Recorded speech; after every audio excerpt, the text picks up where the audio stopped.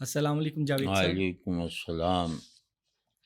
جاوید صاحب، آج آپ سے ایک بڑے ذاتی موضوع پہ بات کرنے حاضر ہوا ہوں۔ ہوں، میرا اپنا تعلق تعلیم کے شعبے سے ہے، ماشاء اللہ۔ اور ایسا لگتا ہے کہ جیسے انسانی رشتوں کے نظام میں دو رشتے ایسے ہیں جو آدمی اپنے ساتھ لے کے نہیں آتا، جو خونی نہیں ہیں لیکن خونی رشتوں سے زیادہ اہم ہیں، ہوں، یعنی دوستی اور استاد شاگرد کا تعلق۔ بہت صحیح، بہت عمدہ۔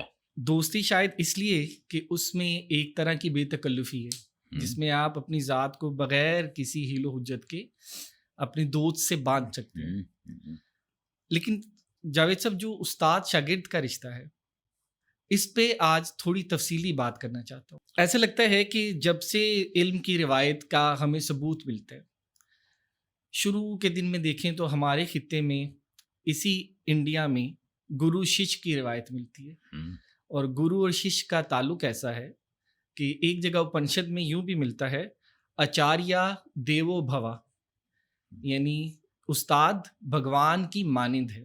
اگر نظر گریک روایت پہ جائے، افلاطون، ارسطو، سقراط، استاد شاگرد کے تعلق سے پیدا ہونے والی ایک روایت کے تسلسل کا نام نظر آتے ہیں۔ یعنی ایسا کوئی خطہ نہیں ہے، ایسی کوئی روایت نہیں ہے، چاہے وہ کنفیوشس ہو چائنا میں، یہاں کے حضرات ہوں، اسلامی روایت ہو، جہاں استاد شاگرد کے رشتے میں ایک خاص طرح کی ایک ایسی لفظ کی قلت کی وجہ سے ایک ایسی بات ملتی ہے جہاں استاد شاگرد کے رشتے سے جو چیز پیدا ہوتی ہے اس کا نام علم رکھا جاتا ہے۔ بہت اچھا، بہت عمدہ۔ لیکن حضرت، جب میں آج کی اپنی ارد گرد چیزوں پہ نظر ڈالتا ہوں، میں خود ایک نام نہاد استاد ہوں اس وقت، ایسا لگتا ہے کہ تعلیم ایک عجیب وہ کمرشل اور کنزیومرسٹ قسم کی ایک چیز بن گئی، جس میں شاید استاد اور شاگرد دونوں ڈسپوزیبل اور ڈسپینسبل چیزیں ہیں۔ استاد اس لیے ہے کیونکہ وہ ایک جاب کرتا ہے، اور اس کے لیے یہ ایک پیسہ کمانے کا ذریعہ ہے، اور شاگرد اس لیے ہے کیونکہ وہ مجبور ہے، کیونکہ اس نے چند پیسے دیے ہیں اپنی ڈگری حاصل کرنے کے لیے۔ تو استاد کے لیے شاگرد اب ایک رول نمبر ہے جس کو ایک خاص وقت میں اس نے صرف پڑھانا ہے اور کچھ رٹی رٹائی باتیں اس تک منتقل کرنی ہیں، اور شاگرد کے لیے استاد ایک انسٹرومنٹ ہے، ایک زینہ ہے جس پہ چڑھ کے اس نے اگلے زینے پہ پہنچنا ہے۔ جب میں ان تمام روایتوں کو حضرت دیکھتا ہوں تو ایسا لگتا ہے کہ جیسے استاد ہونا بھول گیا اور شاگرد شاید شاگرد ہونا بھول گیا۔ آپ کے پاس آ جانے کی، یعنی آپ سے اس بارے میں بات کرنے کی، ایک تو یہ وجہ ہے کہ آپ کی اپنی رائے اس بارے میں کیا ہے، آپ روایتی طور پر، اور پھر آپ نے اپنے استادوں سے جو تعلق پایا، آپ نے جیسے استاد پائے، آپ اکثر اس پہ بات کرتے نظر آتے ہیں۔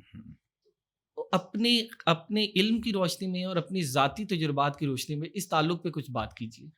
بہت عمدہ ہے، اور آپ نے آج کے حالات کی تو مکمل تصویر کشی کر دی ہے، اور مجھ جیسے لوگوں کے لیے آج کا استاد اور آج کا شاگرد استثناء کے ساتھ، مطلب سب ایسے نہیں، لیکن کیونکہ اب یہ ایک سسٹم کا حصہ بن گئے ہیں، جی، تو سسٹم سے جو خرابیاں پیدا ہوتی ہیں وہ اس رشتے میں بھی داخل ہو گئی ہیں، اور سسٹم جو خوبیاں پیدا کر سکتا ہے اس رشتے میں خصوصاً، وہ خوبیاں سسٹم کے پیش نظر ہی نہیں ہیں۔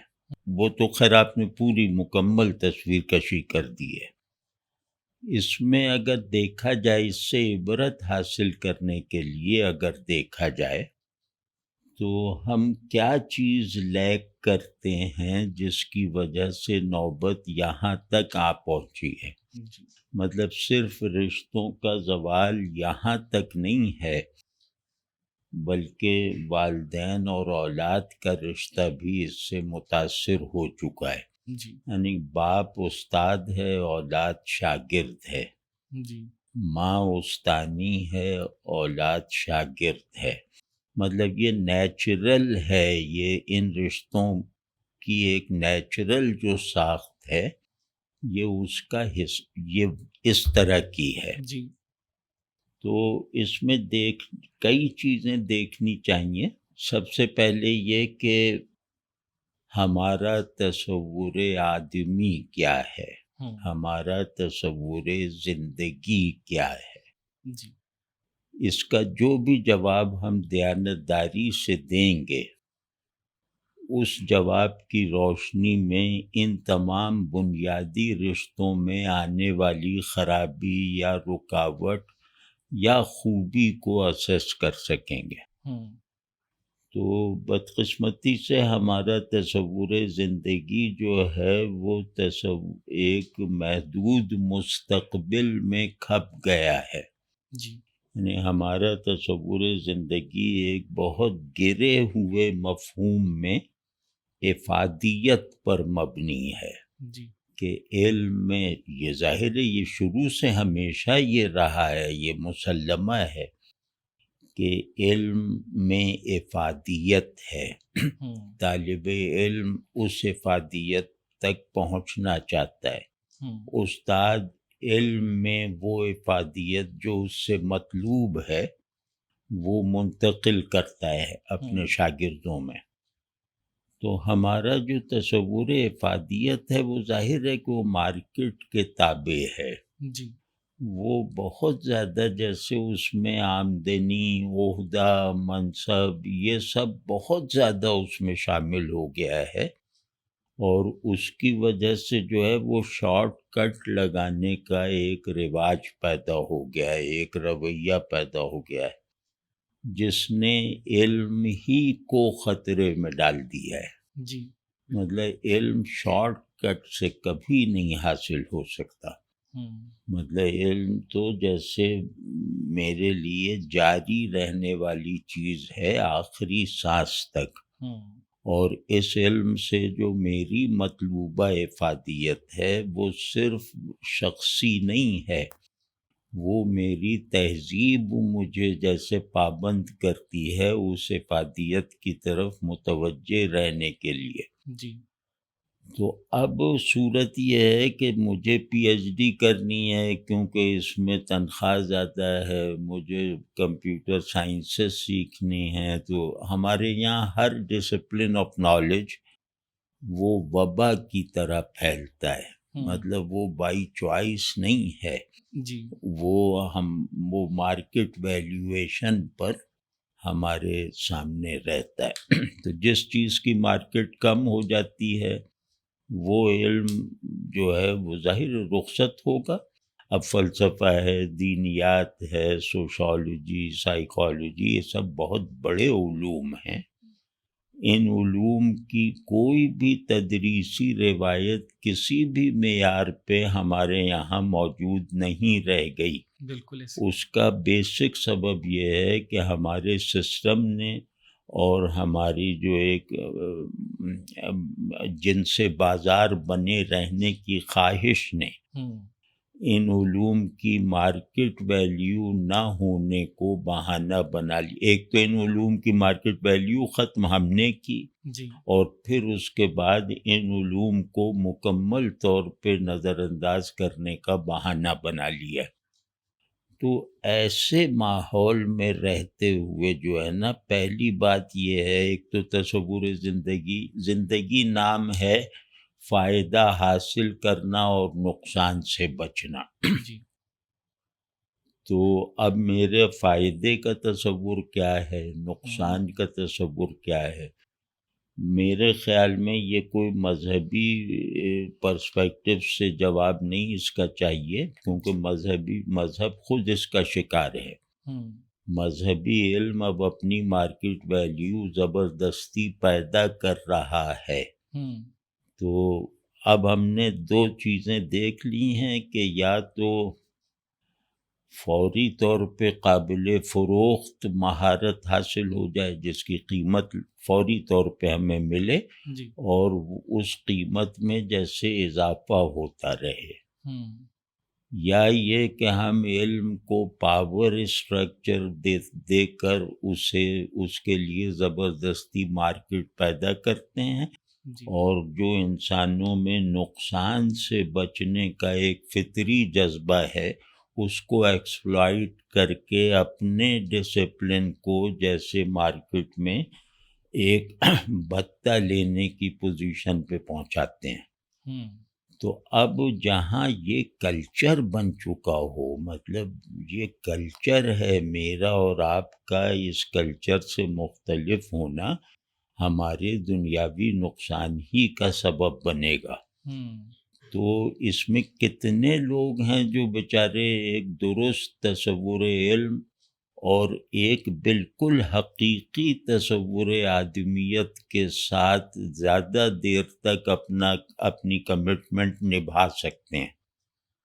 تو ایک تو یہ کہ یہ غیر شخصی مفاد کا کوئی تصور نہیں رہ گیا، ٹرانسینڈنٹ افادیت کا کوئی تصور نہیں رہ گیا، مستقبل بعید میں مفید رہنے کا کوئی تصور نہیں رہ گیا، یعنی زندگی کے بعد مفید رہنے کا یا زندگی کے بعد نقصان اٹھانے کا کوئی تصور نہیں رہ گیا.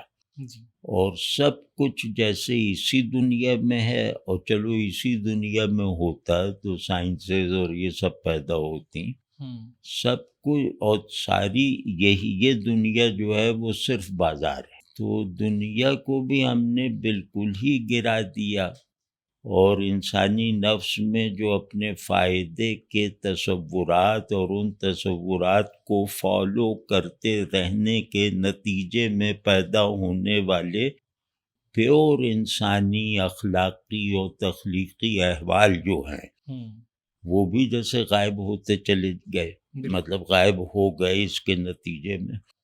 تو پہلی بات تو یہ ہے. دوسری بات یہ ہے کہ تعلیم جو ہے نا، وہ کسی تعلیم کے لیے ضروری ہے کہ ایک تصور علم پر ہو اور ضرورت علم پر ہو، کہ ہر تعلیمی نظام کو دو سوالات کا بالکل واضح جواب اپنے اندر رکھنا چاہیے.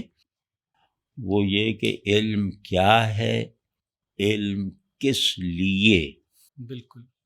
تو ہم نے علم کیا ہے کو جو ہے وہ بالکل ہی نظر انداز کر دے. مطلب ہم نے علم کو اس سطح تک لے جا کر اختیار کیا ہے کہ وہاں صرف نام ہے، وہاں علم میں شر پھیلانے والے جو عناصر ہیں وہ بھی نہیں رہ گئے.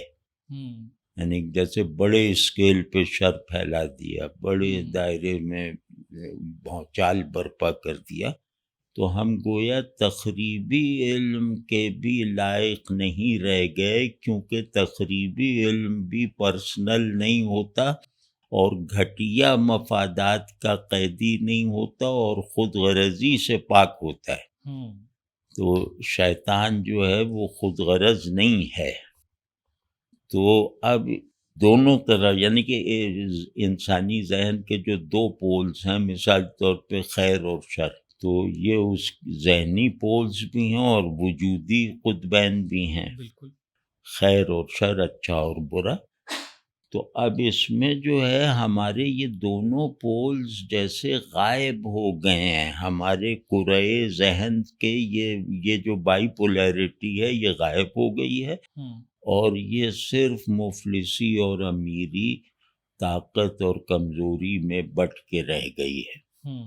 تو یہ بہت بڑا سبب ہے جو علم کی روایت کو بھی کھا گیا، معاشرت کو بھی نگل گیا، اور آدمیت کو بھی، جیسے یہ آدمیت کے لیے بھی بہت تیزی سے اثر کرنے والا خطرہ بن گیا جس کا ہم مشاہدہ کر رہے ہیں. تو پہلی بات یہ کہ ہمارا تصور علم کیا ہے وہ نہیں رہ گیا. یعنی علم کیا ہے کا جواب ہم کسی بھی طالب علم کو نہیں بتا سکتے. یعنی جو جواب ہے بھی وہ چھپانے والا ہے، وہ بتانے والا نہیں ہے. اور دوسرا یہ کہ علم کس لیے، تو اس کا جواب بھی بہت شرمندہ کرنے والا ہے دراصل.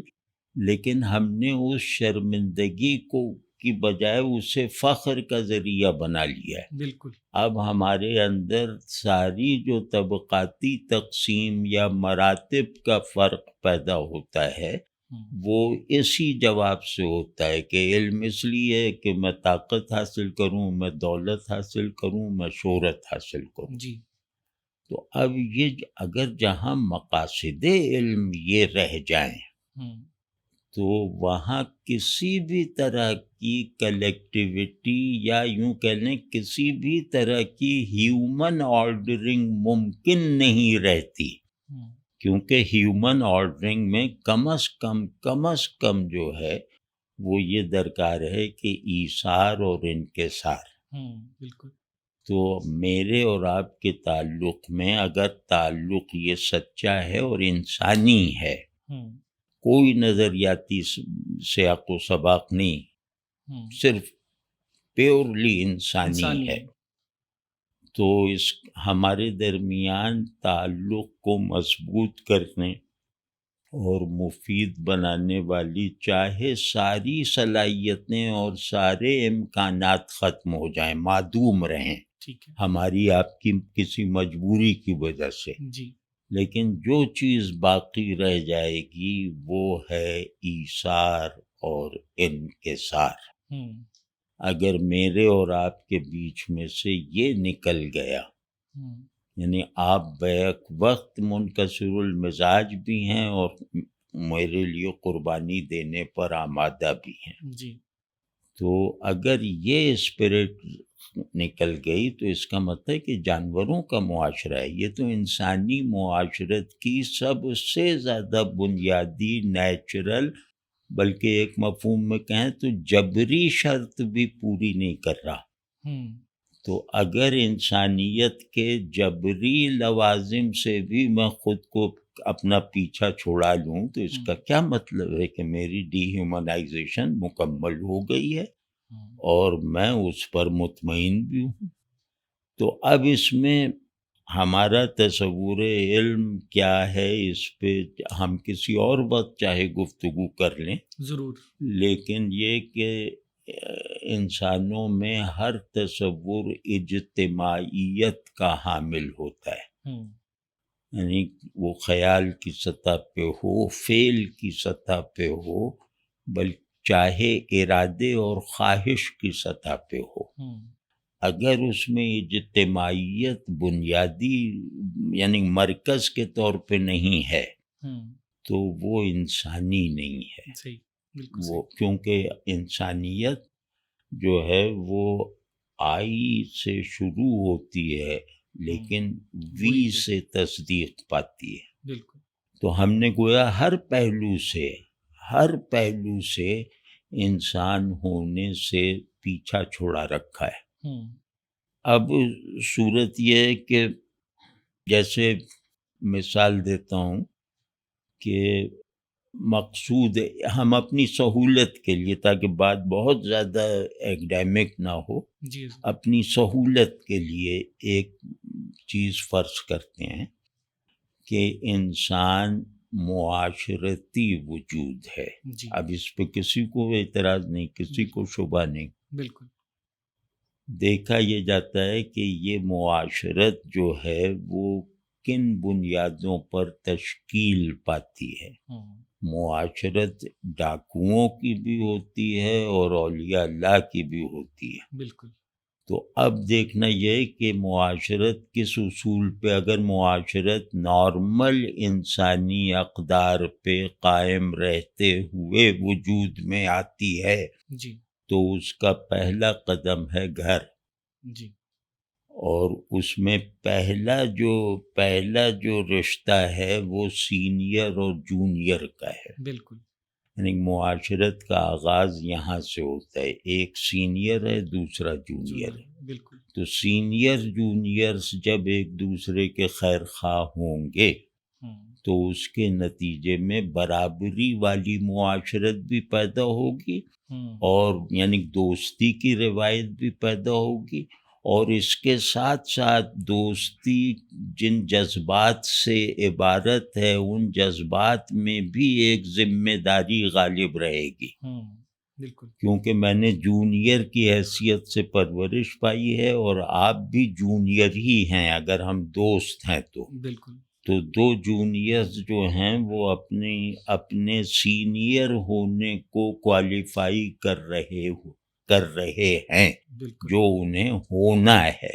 ہوں تو اس وجہ سے جذبات میں ذمہ داری آ جائے ہوں تو اس کا مطلب ہے کہ معاشرت ایک مثالی ماڈل پر جیسے کھڑی ہو گئی ہے. صحیح یعنی کہ سب اپنے جذبات رکھتے ہیں ذمہ داری کے ساتھ، اور ذمہ داری کا اصول ہے ایثار، ہوں اور جذبات کا اصول ہے انکسار، ہمبل ہونا.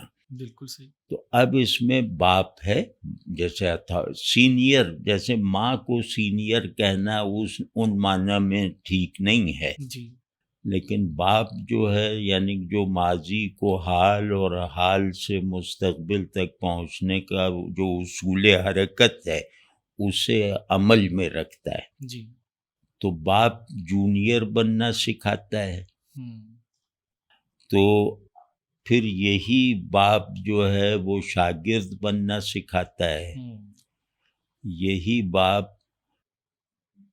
لوگوں سے اپنے بڑے غیر شخصی مطالبات پورا کروانے کے آداب سکھاتا ہے. ہوں صحیح تو اب باپ بیٹا، باپ اور اولاد، اور استاد اور شاگرد، اس کا جو دوسرا جو ہے باپ گویا آپ کو اخلاقی طور پہ معاشرت کا ایک فعال رکن بننے کی تربیت دیتا ہے، اور پھر آپ اسی سینئر جونیئر کے دوسرے مرحلے میں جاتے ہیں، وہ ہے استاد اور شاگرد. بالکل تو آپ باپ سے تربیت پائے ہوئے جب شاگرد بنتے ہیں جی تو وہاں آپ کو سینئر سے فائدہ اٹھانے کے نسبتاً زیادہ مواقع مل جاتے ہیں. ہوں باپ کے یہاں جو ہے وہ آزادی تھوڑی سی جیسے سیکریفائز ہوتی ہے،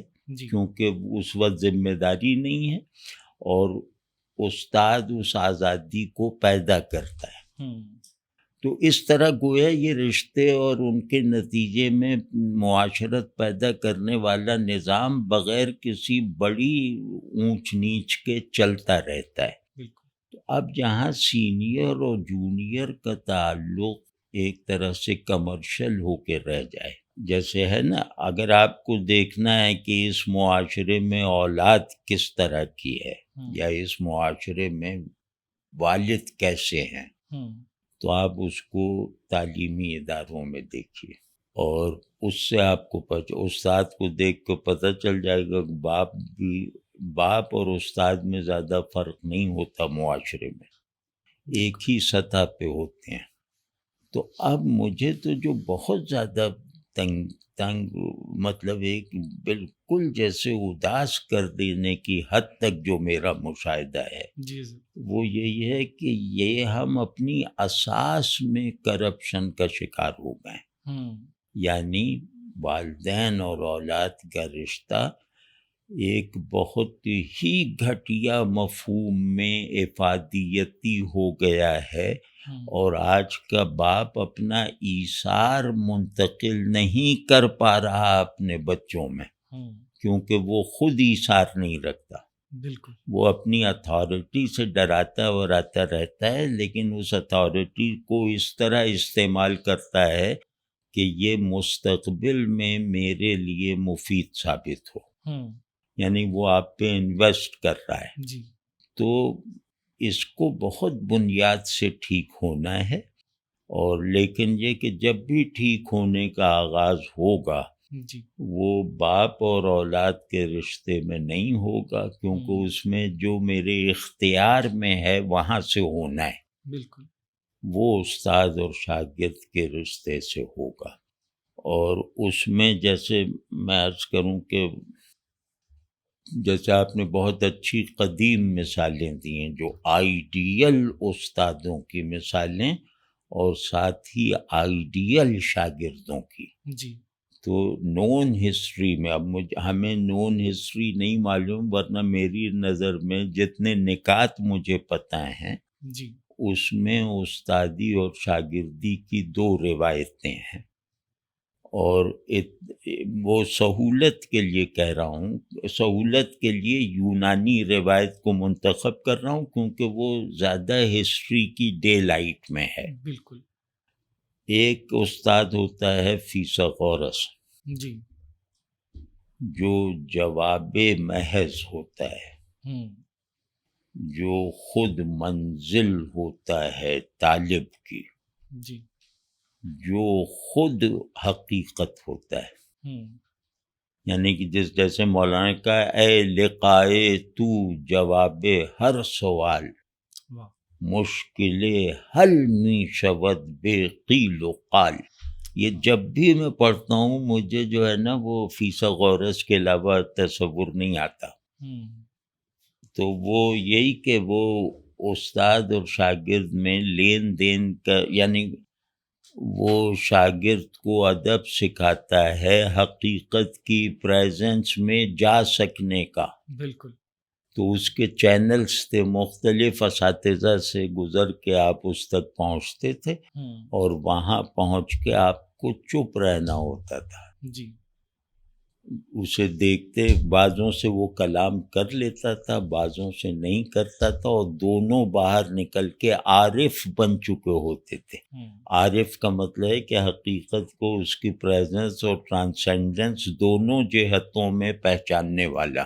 جی تو ایک تو یہ ہے، لیکن یہ ظاہر ہے کہ یہ ایک طرح کا پروفیٹک ڈسپلن سا معلوم ہوتا ہے، ممکن ہے وہ نبی ہوں۔ جی لیکن جو دوسرا ہے، یعنی تعلیم کے لیے ایک آئیڈیل بن جانے والا سسٹم سا جو ہے، وہ ہے پیدا کیا ہے سقراط اور پارمینیڈیز نے۔ بالکل تو پارمینیڈیز کا بھی ہمیں زیادہ نہیں پتہ، اس کے تو 18-20 صفحے بس ملتے ہیں اس کی تحریر کے، لیکن پارمینیڈیز کے بارے میں ہمیں پتہ چلتا ہے زینوں کو دیکھ کر۔ بالکل پارمینیڈیز بالکل سرٹینٹی پہ کھڑا ہوا تھا، زینوں نے ہر سرٹینٹی کو ڈھا دیا۔ جی تو یعنی کہ اپنے سے مختلف اپنا جانشین پیدا کرنا، یہ گویا استاد کے فریضے میں شامل ہے۔ واہ بہت اچھے، بہت خوب۔ اس نے تو بالکل اپنا اپوزٹ پیدا کر دیا، اور زینوں نے کبھی یہ ہمت نہیں کی کہ وہ پارمینیڈیز کا کسی بھی اپنے تخریبی موقف میں پارمینیڈیز کی طرف رخ بھی کر سکے۔ اس نے یہ ادب اور لحاظ کیا، لیکن وہ ساری کی ساری پروڈکشن اس زمانے کی روایت کے مطابق، جہاں استاد اور شاگرد 1 on 1 ہیں، جی بالکل، تو وہاں اس نے اس کی جو سب سے بڑی پروڈکشن ہے وہ زینوں ہے، اور جو آج تک لوگوں کے لیے مصیبت بنا ہوا ہے، مطلب صرف کل تک نہیں تھا وہ۔ جی تو اسی طرح دوسرا زیادہ جامعیت رکھنے والا اور زیادہ تاریخی شواہد رکھنے والا آدمی سقراط ہے، بالکل، جو تقریباً اسی کا ہم اثر۔ تو سقراط میری رائے میں، یہ کیونکہ ہمیں دیگر اساتذہ کی تفصیل نہیں معلوم، جی تو سقراط علم کی دونوں جہتوں میں، یعنی علم اور اخلاق دونوں میں، یہ اصول وجود ہیں علم اور اخلاق۔ بالکل، تو علم اور اخلاق کو تعلیمی تفصیل دینے والا پہلا نون آدمی ہے جی فلسفے وغیرہ کی روایت میں، ٹھیک ہے نا؟ جی تو اب وہ جو دیکھیے آپ، اس نے مطلب ایک تو یہ کہ اب کوئی چیز لکھی نہیں اپنے قلم سے، جی یعنی وہ اپنا اظہار ہی نہیں چاہتا تھا، اور نہ اس نے افلاطون سے تھوڑی کہا تھا کہ تم لکھنا۔ جی بالکل، تو وہ ایک تو یہ بات سمجھنی چاہیے کہ پہلے بڑے ٹیچرز مصنف نہیں ہوا کرتے تھے، اور وہ اپنے خیالات کے کاپی رائٹ نہیں بناتے تھے، ان کے خیالات سب کی ملکیت ہوتے تھے. بالکل. تو ایک یہ ایثار ہوا نا، یہی یعنی استاد ایثار کرے، شاگرد انکسار کرے، ہوں، سینئر جونیئر. بالکل. اور دوسرے یہ کہ وہ جواب تک پہنچاتا تھا، جواب فراہم نہیں کر دیتا تھا، جی. وہ جواب تک پہنچاتا تھا. اور کئی مواقع پہ ایسا ہوتا ہے کہ وہ جواب اس آدمی ہی کا جواب معلوم ہوتا ہے جس سے سقراط سوال کر کر کے جواب اگلوا لیتا تھا. بالکل. اور وہ اتنا بڑا ایثار ممکن ہے کسی استاد کی طرف سے کہ وہ آپ سے جواب اگلوا رہا ہے، آپ کو جواب دینے کے لائق بنا رہا ہے، جی. اور اس کے بعد کہتا ہے واہ، یعنی تم نے یہ جواب جو دیا یہ بہت اچھا ہے. جی. واضح نا، کبھی کہیں وہ اس جواب سے جب وہ سمجھ لیتا ہے کہ اس کے اندر اتنا ہی بن سکتا تھا جواب، تو پھر اس جواب کی یا تو وہ تکمیل کر دیتا ہے یا اصلاح کر دیتا ہے. جی. تو ایک یہ طریقہ تعلیم ہے، بالکل. اور یہ تربیت کے ساتھ ہے. یعنی کہ اس کے سقراط کہتا تھا علم کا مقصد ہے اچھا آدمی بننا. جی. تو وہ اس طرح کر کر کے انہیں گویا اس کے علم اور اخلاق میں ایک وحدت پیدا کر دیتا تھا. اس کے ذہن اور نفس میں اعلیٰ سطح کے آئیڈیلز کے ساتھ مناسبت پیدا کر دیتا تھا. جی. وہ شخص بازاروں میں چل چل کے اپنے سوالات سے، بالکل. اور اتھارٹی کا انکار کرنا اس نے سکھایا ہے. اور میرے خیال میں مہاتما گوتم بدھ اور سقراط یہ تقریباً ہم عصر ہوں گے. جی. ان دونوں نے اتھارٹی کا یا گیون آنسرز کا جواب کو چیک کرنا اور پھر اس کے بعد انکار کر سکنا سکھایا. جی. مطلب اس نے پہلے سے موجود جوابات کی شرح کرنے کے لائق نہیں بنایا، اس نے پہلے سے موجود جوابات کو ایک چھلنی سے گزار کے قبول کرنا سکھایا یا رد کرنے کی ہمت دی. واضح یہ سقراط ہے، یعنی تنقیدی فکر کا بانی. تو اب آپ دیکھیے کہ اس کے شاگرد کو دیکھیے، یعنی اس کے دو شاگردوں نے اس کے ڈائیلاگس لکھے، لیکن افلاطون کے مشہور ہو گئے، اور اس میں بھی پتہ نہیں کہ کتنا افلاطون کا ہے. جی. استاد کا ایثار دیکھنا ہو، گمنامی میں رہنے والا، وہ سقراط کو دیکھو. شاگرد کا ایثار دیکھنا ہو تو افلاطون کو دیکھو. یہ آئیڈیل استاد اور آئیڈیل شاگرد ہیں کہ افلاطون نے اپنا فلسفہ اس کے نام پہ کر دیا. جی. یہ واضح ہے نا، سب یہ سمجھتے ہیں. بالکل. اب یہی اس میں دیکھ لیجئے کہ افلاطون نے یہ نہیں اظہار کیا کہ مجھے سقراط سے کہاں اختلاف ہے، جی، کیونکہ وہ تو سقراطی ہی ہے. بالکل. یعنی کہ افلاطون کی صورت میں سقراط مصنف بنا، جی، تو اور کچھ بھی پتہ نہیں. اب آپ اس افلاطون کو دیکھیے جس نے خود کو فنا کر لیا تھا اپنے استاد پر، بالکل فانی تھا نا اپنے استاد کے آگے. اس استاد نے ارسطو پیدا کیا ہے. واہ، بالکل. اور یہ ارسطو بھی ایسے ہی ہے جیسے پارمینیڈیز اور زینو ہیں، اتنے شدت سے نہیں، جی، لیکن یہ کہ ارسطو کو اپنے آپ سے اختلاف کرنے کے لائق بنایا.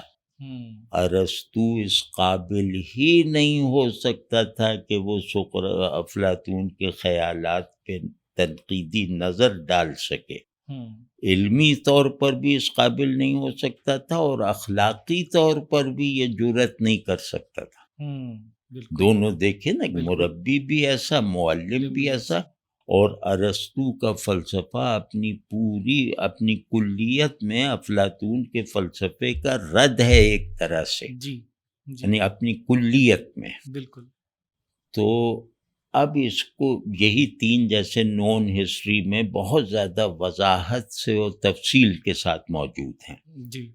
تو یہ جو ماڈل ہے، یہ ماڈل جب تک تعلیم میں اور تربیت میں پیش نظر رہا، صدیوں تک یہی ماڈل پیش نظر رہا مختلف تہذیبوں میں. بالکل. تو اس وقت تک تو عالم بھی بنتے رہے، معلم بھی بنتے رہے، طالب علم بھی بنتے رہے.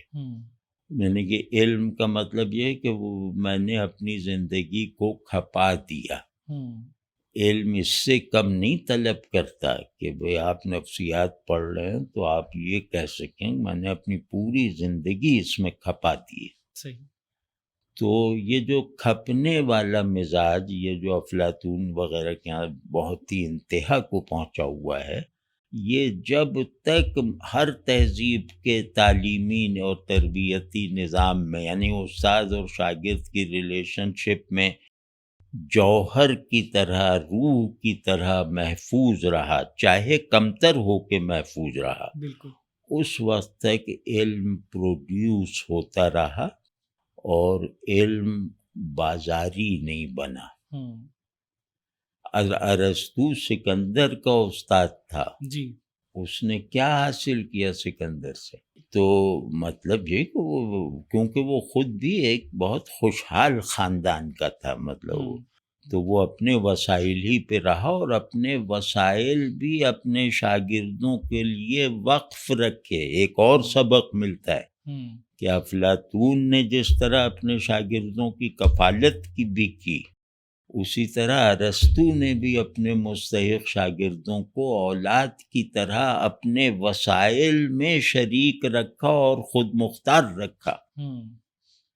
یہ وہ مشکل چیز ہے کہ جو آج کہو تو سب کہیں گے چپ ہو جاؤ، اسکول میں یہ بات نہ کرو، مدرسے میں یہ بات نہ کرو، خانقاہوں میں یہ بات نہ کرو. بالکل. تو اب اس میں دوسرا جیسے ایک ماڈل ہے ہمارے ہاں، دوسرا ماڈل جو ہے اس میں یہ کہ علم کا مقصود ہے کہ ہم اگلی زندگی کی تیاری کریں.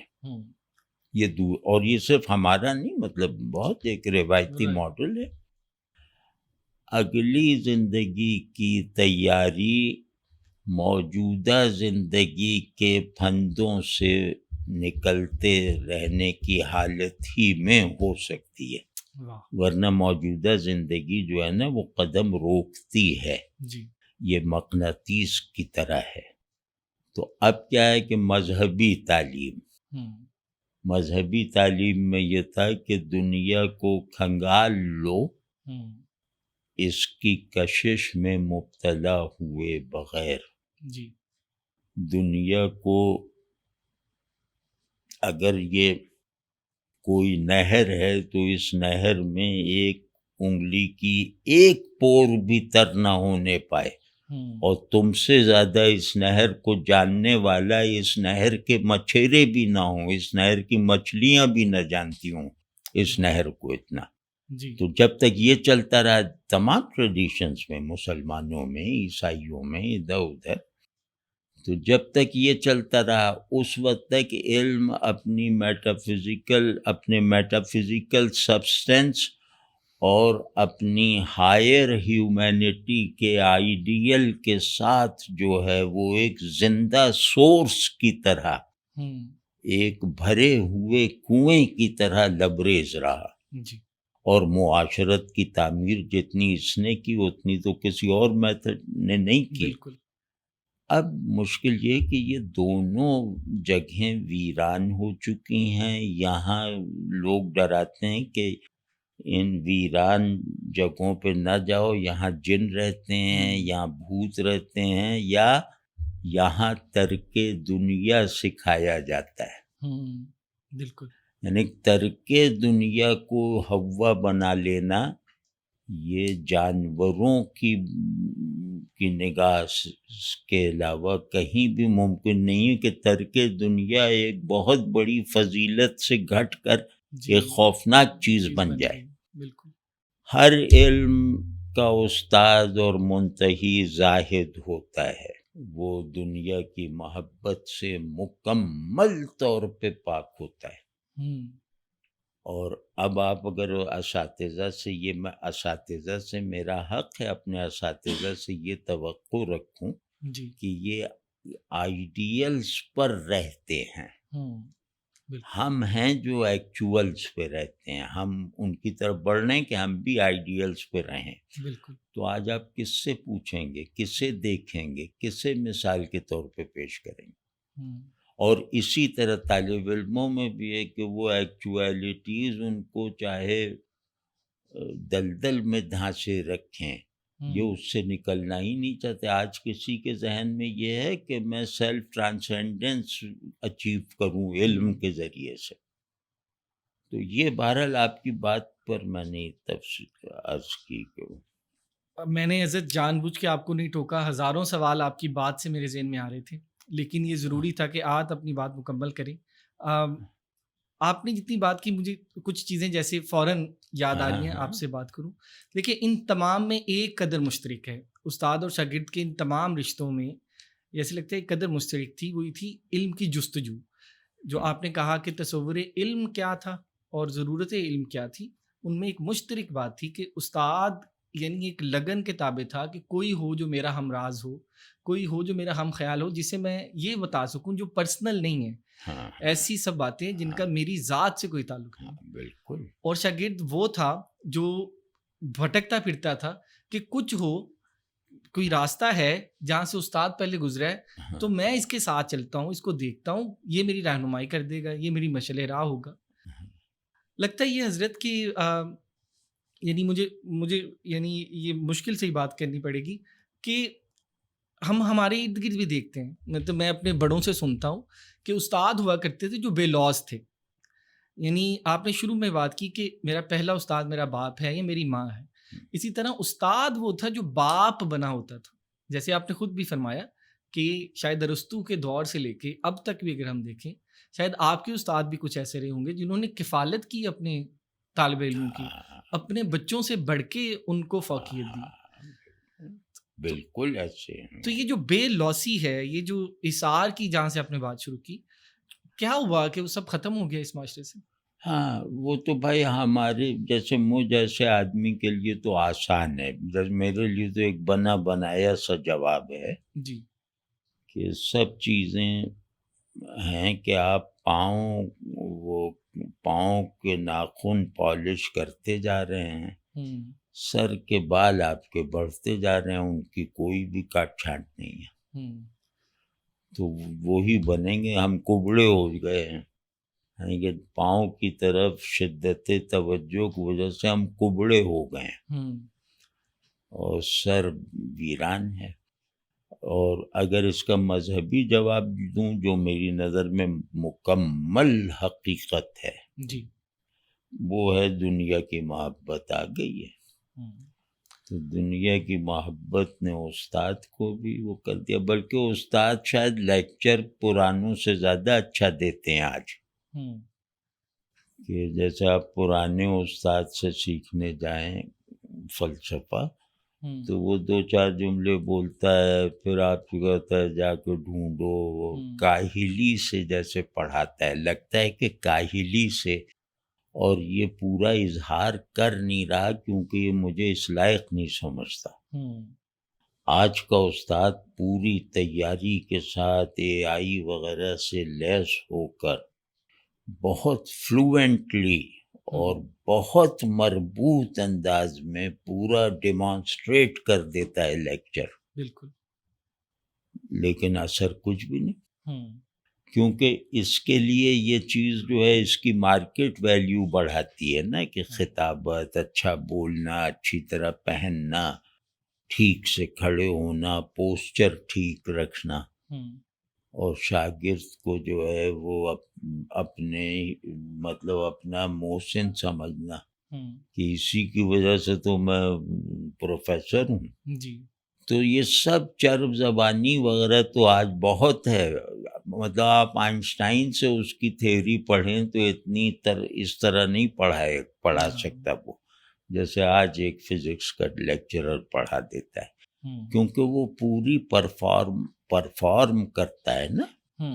تو اب اگر کہیں بھی کچھ مفید معلومات مل بھی سکتی ہیں یا ان کے لیے آپ کو دلائل کسی سے مل بھی سکتے ہیں تو وہ دلائل دل تک پہنچنے والے نہیں ہوتے، وہ دلائل اخلاقی تاثیر رکھنے والے نہیں ہوتے، وہ دلائل صرف ذہن کی عارضی اور گھٹیا ضرورت پوری کرنے ہی تک محدود ہوتے ہیں۔ لیکن عزیز اس پہ میرا بصد احترام ایک اختلافی نوٹ کہ مجھے لگتا ہے کہ ایک ایپسٹیم تھی، ایپسٹیمولوجی تھی، جس میں یعنی دل، ذہن اور نفس، روح، ان سب کے ساتھ ملا کر یعنی علم ان چیز کا نام تھا کہ ان سب کا آئیڈینٹی کہاں ہے، اس کی کھوج کا نام تھا۔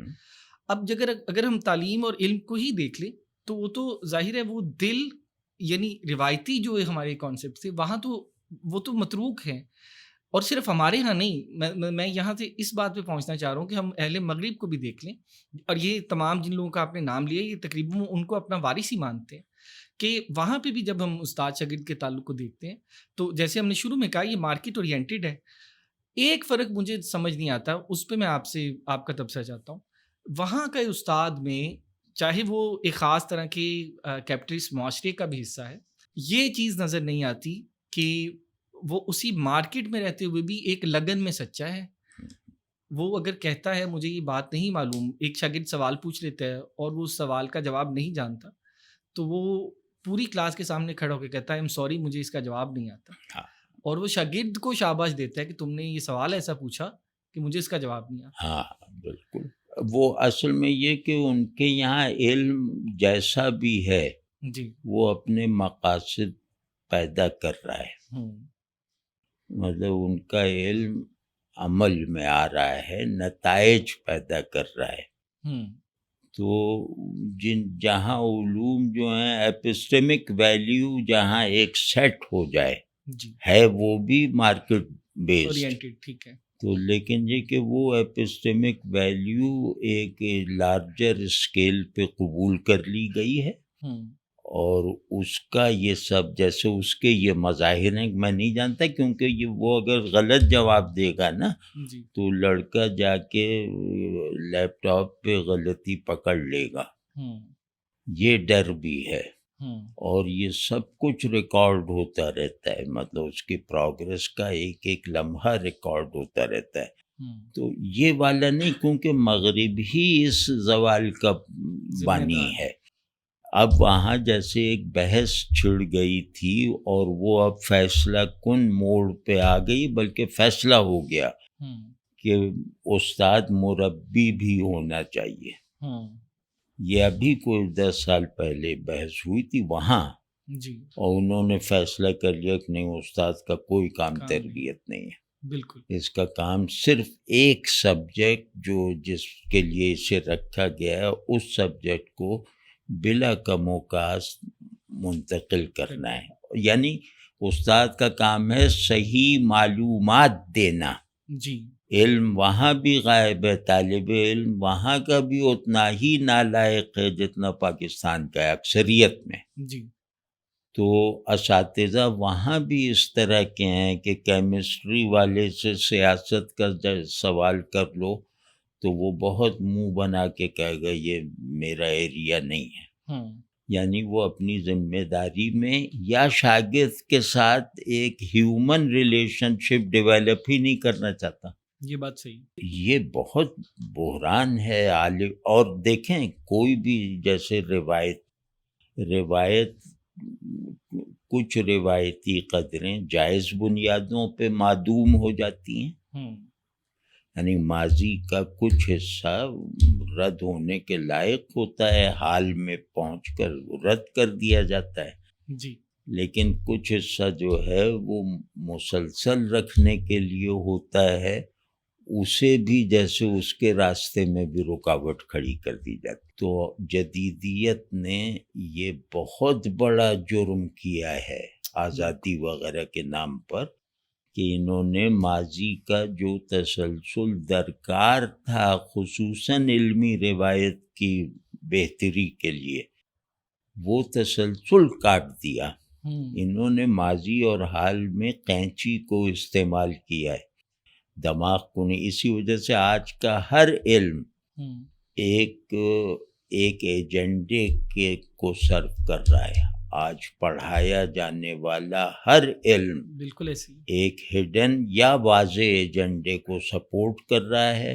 اس میں کوئی مسئلہ نہیں ہے اس بات کا کہ میرا ذہن جو ہے وہ افلاطون کی روایت کو سمجھ سکے، اس سے فیض یاب ہو سکے، یا یہ کہ میں اچھا ذمہ دار اور اخلاقی مسلمات پر کھڑا ہوا آدمی بن سکوں.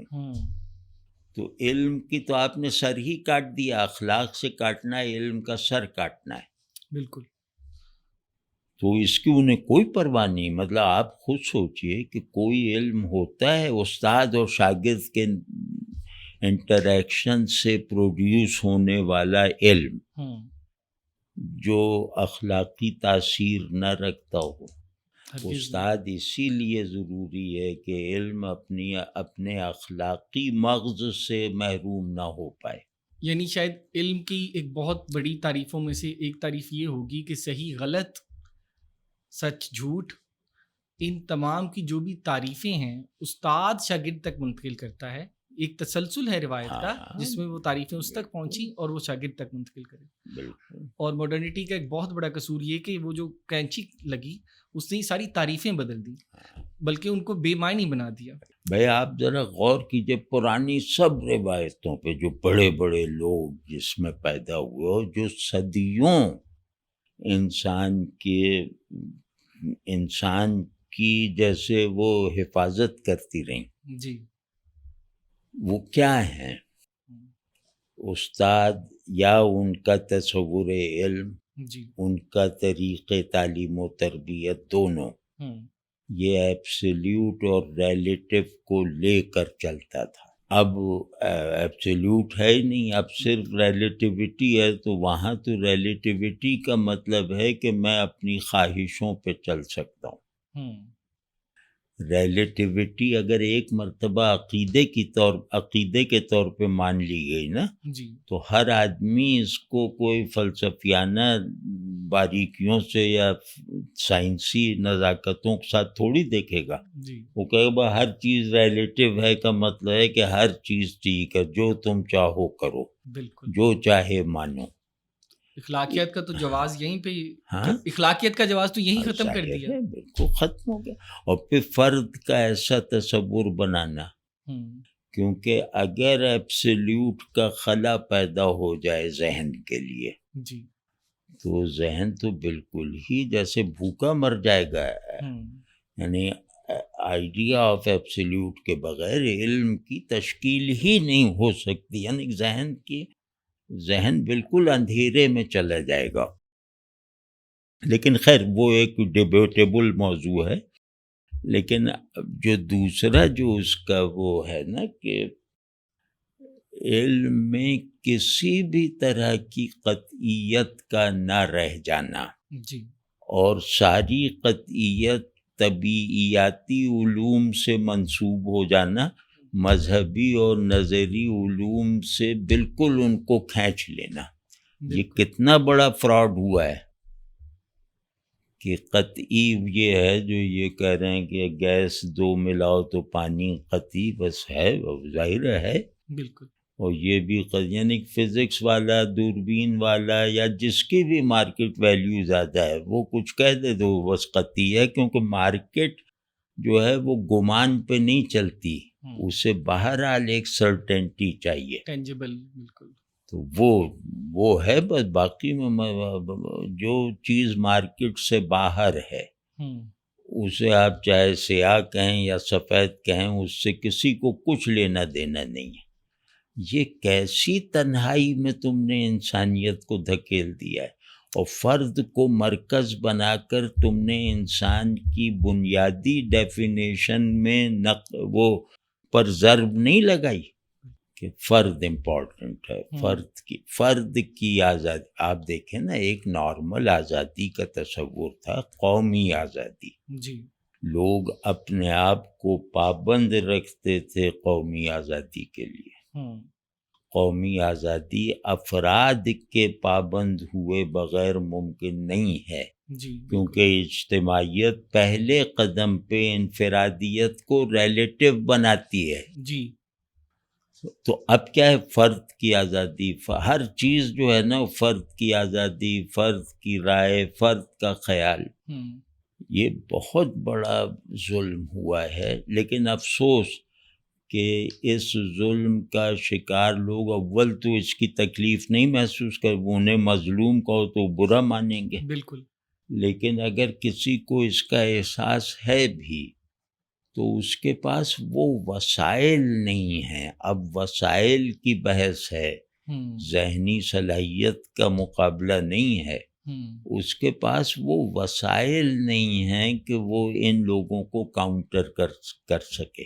حضرت یہ اتنا بڑا موضوع اور اتنا ضروری موضوع ہے کہ اس پہ میں سر دست صرف یہ کہوں گا کہ ہم تفصیل سے بات کریں گے. کیونکہ مطلب فوراً سوالوں میں سے ایک سوال میرے ذہن میں ابھر رہا ہے کہ جس کو ہم وسائل کی کمی کہہ رہے ہیں، جس ذہن نے بھی، جس انسان نے بھی، جس فرد نے بھی کسی طرح کے سوشل چینج کی کبھی بھی ذمہ داری لی تھی، وسائل کی تنگ دستی اسے ہمیشہ اس کا سامنا کرنا پڑا تھا. تو یعنی یہ موضوع اتنا ضروری ہے کہ ہم اس پہ تفصیلاً بات کریں. نہیں یہ تو ہے، لیکن اب نہیں، 21ویں صدی نے اس بات سے پیچھا چھوڑا لیا ہے. یہ تو ہم بھی، ظاہر ہے پوری تاریخ اس بات پہ شاہد ہے کہ دنیا کو گنجینہ جواہر بنانے والے لوگ مفلس رہے. جی وہ تو ظاہر ہے وہ ہے، لیکن اب کیونکہ پورا ہیومن میکینزم ہی بدلا جا رہا ہے، تو اب وہ بہت ہی فطری اور لازمی اور وہ اقدار جو ہیں، اصول، وہ اب ریلیونٹ ہوتے جا رہے ہیں، ان ایفیکٹو ہوتے جا رہے ہیں. اب آپ کو وہ یونیورسٹیز اگر وہ اچھی طرح آپ کو وہ وظیفہ وغیرہ نہ دیں نا، تو آپ نہیں راضی ہوں گے کہ یار میں محنت کروں کسی تھیوری پر. اب وہ ٹائپ ہی نہیں رہے گا. بالکل حضرت. مطلب کیونکہ میں خود اس شعبے سے ہوں، تو یعنی ریسرچ پروجیکٹس ہیں، یعنی نام بھی ایسے ہیں کہ ریسرچ پروجیکٹس ملیں گے، جو پروجیکٹ ایک مدت ہوگا اور وہ فلاں جگہ سے آئے گا، فلاں فنڈنگ ہوگی تو ریسرچ آگے چلے گی. اچھا، اور دیکھیں نا، ایک بات میں کہوں بس مختصر سی ایک بات، کہ علم نام ہے سبجیکٹ آبجیکٹ ریلیشن شپ کے ذہنی اور خارجی نتائج کا. جی بہت اچھا. ریلیونس اور افیکٹیویٹی. تو وہ علم جو میرے ذہن میں نئے خیالات نہیں پیدا کرتا، اور چاہے وہ آبجیکٹ پر اتنا مؤثر نہ ہو. آئیڈیل صورت تو یہ ہے کہ خیال شے کو بدل دے. بالکل، یہ تو آئیڈیل صورت ہے. لیکن خیال شے سے بہت بڑا ہے. شے محدودیت کے اصول پر ہے، خیال لامحدودیت کی اساس پہ ہے. بالکل. تو خیال کا جتنا خیال کی تھوڑی طاقت درکار ہوتی ہے اپنے معروض پر، اپنے آبجیکٹ پر اپلائی ہونے کے لیے، اس کا بہت بڑا حصہ جو ہے وہ پھر بھی رہ جاتا ہے اور کہتا ہے کہ مجھ سے کوئی کام لو. جی. تو کیا سبجیکٹ اور آبجیکٹ ریلیشن شپ میں سبجیکٹ کی یہ حیثیت بحال ہے؟ نہیں، ہرگز نہیں. اب یہ بہت بڑا المیہ ہے کہ شے میرے دماغ میں اور شے خارج میں، اس میں دونوں میں محدود اور لامحدود کا فرق ہے. جی. کیا ہمارا ذہن اس طرح بنایا گیا ہے ہمارے کسی بھی تعلیمی نظام میں کہ ہمارا معلوم ہمارے علم سے چھوٹا ہے؟ جیسے میں نے کہا حضرت، یہ واحد چیز ہے جس پہ میں لمبی بات کروں گا آپ سے، لیکن ابھی اپنے موضوع کی طرف واپس آتے ہوئے، استاد شاگرد، پیر مرید، لیڈر فالوور، کیا یہ ہم معنی الفاظ ہیں؟ ویسے تو ہم معنی ہیں. ظاہر ہے اس یہاں کہ سینئر جونیئر جیسے معاشرے کی تعمیر کی بنیادی سرگرمی یہ ہے. ٹھیک. سینئر جونیئر کا انٹریکٹیو ہونا. تو یہ سینئر اور جونیئر ریلیشن شپ کی جیسے بہت معروف مینیفیسٹیشنز ہیں. تو اب استاد شاگرد کو دیکھیں تو وہ تو ہم نے جیسے بات کر لی. اب اس میں جو ہے لیڈر اور فالوور کو دیکھیں تو ایک عجیب طرح کا جیسے ایک اندھیرا بھی ایک طرح کا نہیں ہے. استادی شاگردی کے حجرے میں جو اندھیرا چھایا ہوا ہے وہ مختلف ہے لیڈر اور فالوور کی ریلیشن شپ کے میدان میں جو اندھیرا چھایا ہوا ہے اس سے. اسی طرح پیری مریدی والا ہے. استادی شاگردی میں تو اندھیرا علم کا ہے، لیڈرشپ اور اس میں اندھیرا جو ہے وہ غلامی کا ہے. وہاں کلچر آقائی اور غلامی جیسا ہے، اور لیڈر بھی بونا ہے اور فالوور سے چاہتا ہے کہ اس سے ہرکولس ثابت کرے، اور فالوور اسے ہرکولس مانتا ہے. تو لیڈر سیلف سینٹرڈ ہے، اپنے مفادات کا واضح طور پر اسیر ہے، اور فالوورز بھی اپنے مفادات، کیونکہ لیڈر کو بی ایم ڈبلیو چاہیے، فالوور کو چلو بائک چاہیے. بالکل. تو اس کو بائک ملنے کی امید ہے اس آدمی سے جو بی ایم ڈبلیو کے حصول کے لیے سیاست کر رہا ہے. بالکل. یا لیڈر بنا ہوا ہے. تو ایک عجیب طرح کا ایول اور گھٹیا، مطلب ایول میں بھی کچھ اٹھان ہوتی ہے، ایک انتہائی گھٹیا، جیسے یوں لگتا ہے کہ شہد کی ملکہ مکھی اور باقی مکھیاں، اس طرح کا کوئی ایک رشتہ پیدا ہو گیا ہے. یا فالوور امت ہیں، لیڈر نبی ہے، فالوور بندے ہیں، لیڈر خدا ہے. تو گھٹیا پن میں تعظیم کے عناصر فرض کر کے ان پہ یقین کرنا، یہ لیڈر اور فالوور کا کلچر بن کے رہ گیا ہے. اور یعنی شرف انسانی کی جیسی تحقیر اس میں ہے لیڈر اور فالوور میں. ہم اپنی صورت اس میں مغرب ہم سے بہت بہتر ہے، مطلب کوئی موازنہ نہیں ہے. ہماری فرض کے پاکستان ہی کو لے لیں تو پاکستان میں لیڈر سمجھیں کہ سیاسی لیڈر، فالوور سمجھیں ظاہر سیاسی ہوتے ہیں. بالکل. تو یہ دونوں جو ہیں وہ ایسے ہی ہیں کہ جیسے بلی لیڈر ہے، چوہے فالوور ہیں. اللہ جانتا ہے اس سے بڑی سطح نہیں ہے، اس سے بڑا ویژن نہیں ہے، اس سے بڑے مقاصد نہیں ہے. اور ایک ذہن کو بالکل معوف کر دینے میں بہت بڑا کردار یہ ہے. دوسرا یہ کہ اس کا ضرر جو ہم اٹھا رہے ہیں وہ یہ ہے کہ جانوروں جیسے جذبات پیدا کرنا اور انسانی اجتماعیت کی بنیاد بننے والے جو آداب اور اقدار ہیں، جن کا بہت زیادہ انحصار تہذیب جذبات پر ہے کہ بدتمیزی نہ کرو، وہ کرو، بڑا بڑا ہوتا ہے، چھوٹا وغیرہ وغیرہ. ہاں، سینئر ہوتا ہے، جونیئر ہوتا ہے. اس کو ان لوگوں نے غارت کر دیا. یعنی معاشرہ جن دھاگوں سے مل کے وجود میں آتا ہے، انہوں نے ہر دھاگا توڑ دیا ہے. اور یہ انسانی اجتماعیت کے دشمن یہ ہیں. پیری مریدی انفرادیت کی دشمن ہے. دونوں جو ہیں آقائی اور غلامی کے انسٹیٹیوشنز ہیں. اور پیری مریدی جو ہے وہ جیسے خدا کی ضرورت سے بے نیاز کر دیتی ہے، اور لیڈر جو ہے وہ خود شناسی کو بالکل ہی جیسے آپ کی خواہشات میں سے نکال دیتا ہے.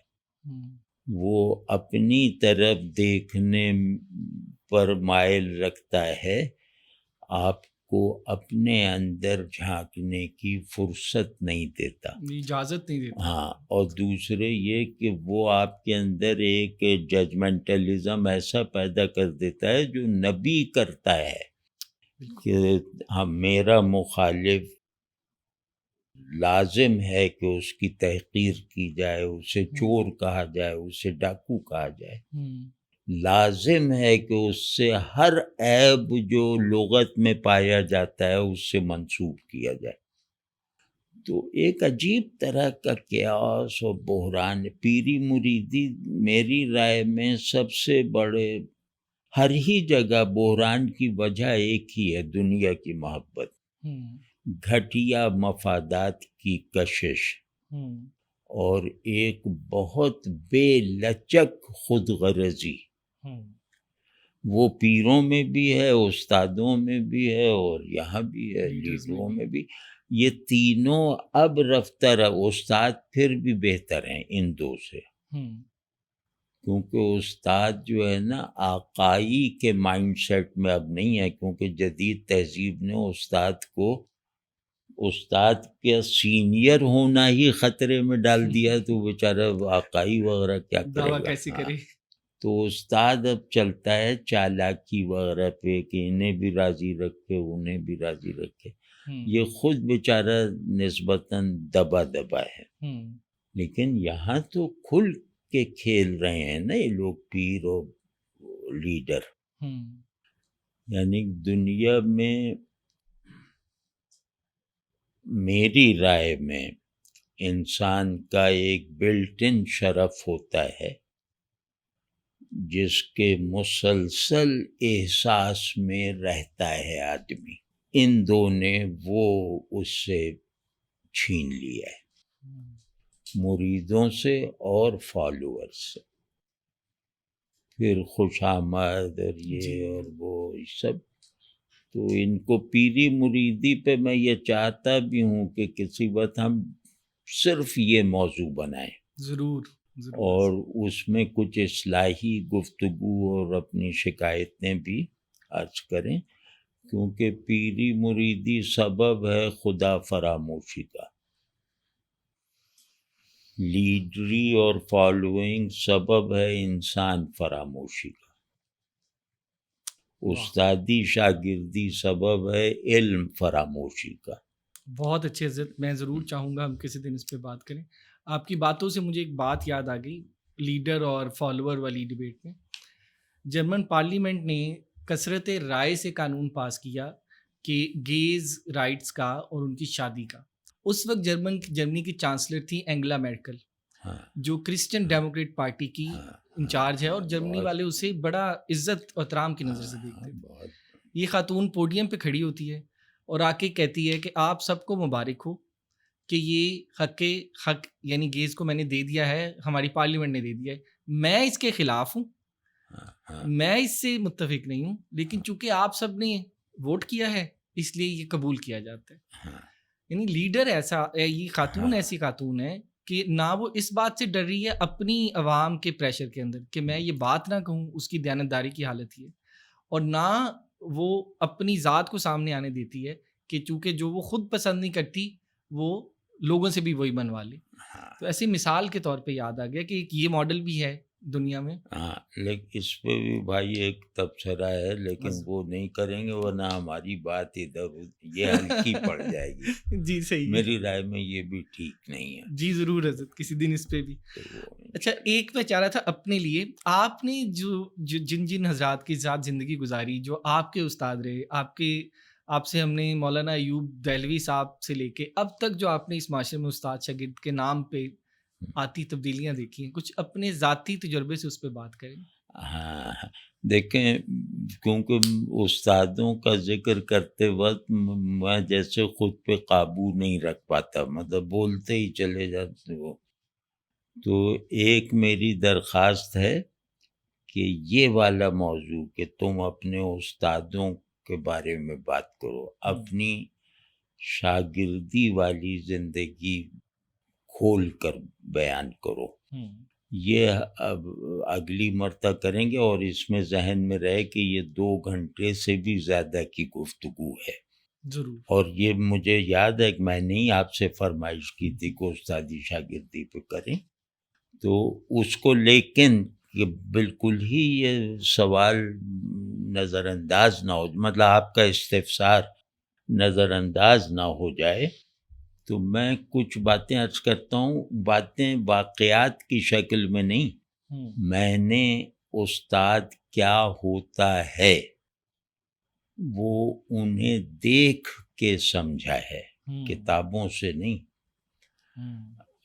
یہ بالکل ٹھیٹ بات ہے. تو اس میں یہ کہ میں نے اپنے سب استادوں میں، وہ استاد چاہے دین میں ہوں، چاہے ادب میں ہوں، فلسفے میں ہوں، کسی بھی جس چیز کی مجھے محتاجی تھی وہ جن سے بھی دور کروائی، ان میں کچھ اوصاف سب میں مشترک پائے. یعنی حتیٰ کہ رمی کھیلنا جس نے سکھایا اس میں بھی پائے. یہ بالکل صحیح کہہ رہا ہوں. بالکل. وہ جیسے میں نے ابھی آج کیونکہ موضوع طے تھا نا، تو میں نے اس لیے کہ بھول جاتا ہوں، تو کچھ جیسے 5-7 پوائنٹس میں نے سوچ کے لکھے کہ مشترکات کیا ہیں. جی ضرور. ان کی مدد سے جیسے ایک ماڈل استاد میرے ذہن میں بن گیا، اور یہ مجھے یہ تصور تنگ کرتا رہتا ہے، اور اب آج مجھے مسفٹ رکھتا ہے. استاد کے کام کیا ہوتے ہیں؟ بالکل. استاد اپنے رویوں اور اپنے کام میں کیسا ہوتا ہے، اس کے مقاصد کیا ہوتے ہیں. تو میں نے اپنے استادوں کو دیکھ کر یہ کچھ جیسے منتشر سے بتا رہا ہوں، اور ان میں سے ایک ایسا ہے جس پر علمی گفتگو بھی کی جا سکتی، وہ آپ دیکھ لیجیے گا. تو فی الحال یہ بتا دیتا ہوں تاکہ ہماری گفتگو کا ایک ذرا ٹھوس نتیجہ نکلے. ضرور. کہ ہم نے ایسے استاد بھی دیکھ رکھے ہیں اور تمہیں بھی دیکھنے پہ مجبور ہیں. بالکل. استاد کیا کرتا ہے؟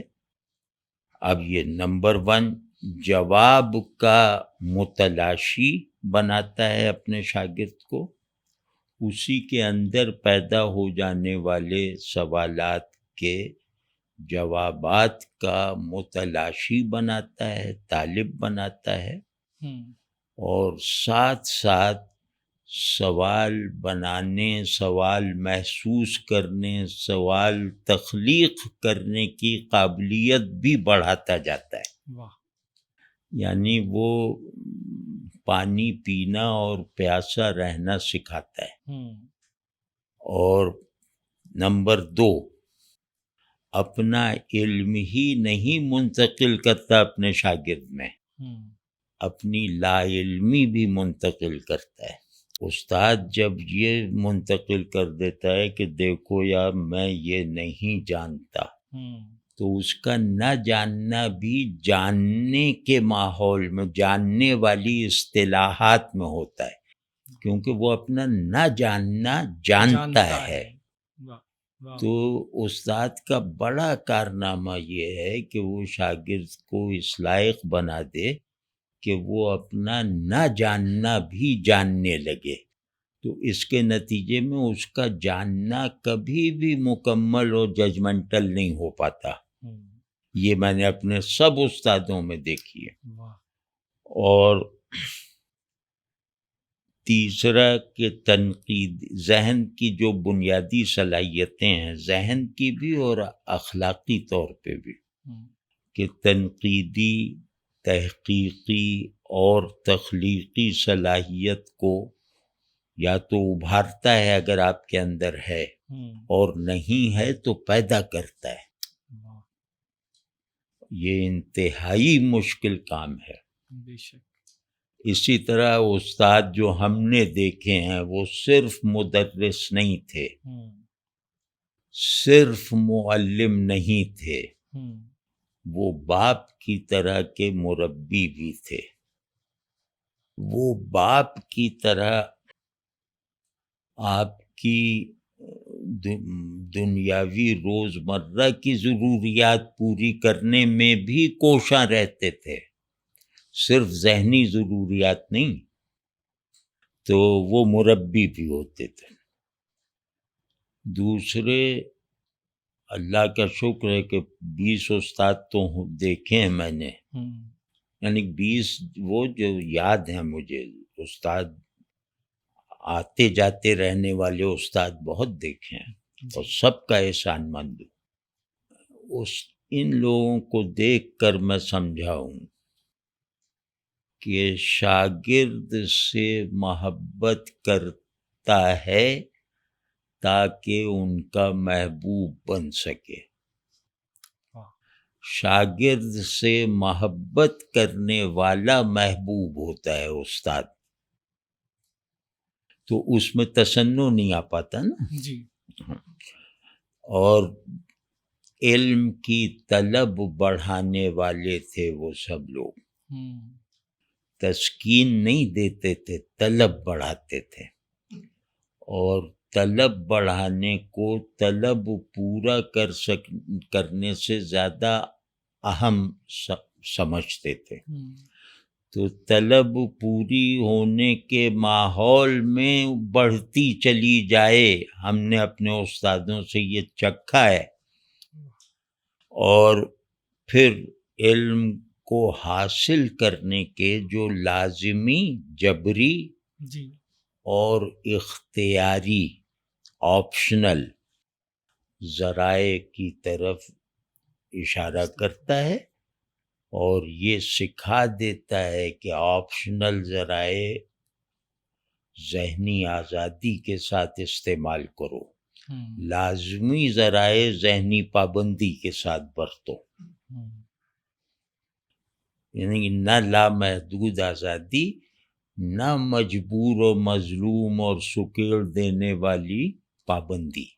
یہ بیلنس قائم کرتا ہے ذہن میں، اور مطلب ذہنی آزادی کے ساتھ متوجہ کرتا ہے، آپشنل اس میں ذرائع علم میں، لازمی ذرائع علم کو نافذ رکھتا ہے کہ بھئی آپ کو اردو سیکھنی ہے تو اردو کے انگریزی الفابیٹ سے تھوڑی آپ سیکھیں گے، یہ جبری ذرائع ہیں نا۔ تو یہ تھے ہمارے اساتذہ، اور سب اس میں مشترک تھے۔ اب آگے اگر آپ نے مناسب سمجھا اور وقت نکالا تو اگلی مرتبہ جیسے ایک آدمی وہ واقعاتی سوانحی سی گفتگو کرتا ہے نا، تذکرے کی طرح، جی، وہ اگر آپ نے مناسب سمجھا تو وہ کریں گے۔ حضرت مطلب میں صرف اتنا کہہ سکتا ہوں کہ اس کے بعد میرے مطلب مجھے نہیں پتہ میں کیا کہوں، کیونکہ یہ جو آپ نے باتیں بتائی ہیں، میں خود اس پیشے سے ہوں، اور میرے خیال ہے جتنے بھی سننے والے استاد بھی ہیں وہ شاید یہ ہمارے لیے ایک مینیفیسٹو کی حیثیت رکھے کہ یہ ہیں جیسے اساتذہ آپ نے دیکھے اور جیسا شاید ایک استاد کو ہونا چاہیے۔ تو میں تو ضرور حاضر ہوں گا کہ ہم اس پر تفصیلی گفتگو کریں، آپ کی زندگی سے ایسے استادوں کے وہ خاکے دیکھیں جو ان سب کا مظہر تھے۔ جی ضرور، آپ کم از کم ہمارے 5-7 استادوں کا تذکرہ سن لیجئے، ضرور، اور میں کوشش کروں گا ایسے استادوں کا ذکر کروں جو معروف ہیں، یعنی قدر معروف ہیں یا صاحب تصانیف بھی ہیں، تو ان کا ذکر کرنے سے سننے والوں کو ریلیٹ کرنا آسان ہو جائے گا، اور اس میں اگر ایک رو میں گمنام اساتذہ بھی آ گئے تو وہ میرے لیے تو بہت ہی فخر کی بات ہوگی۔ بہت شکریہ، آج مجھے بہت اچھا لگا، آپ کا بہت شکریہ۔ السلام علیکم۔ ہاں، بہت بہت شکریہ آپ کا۔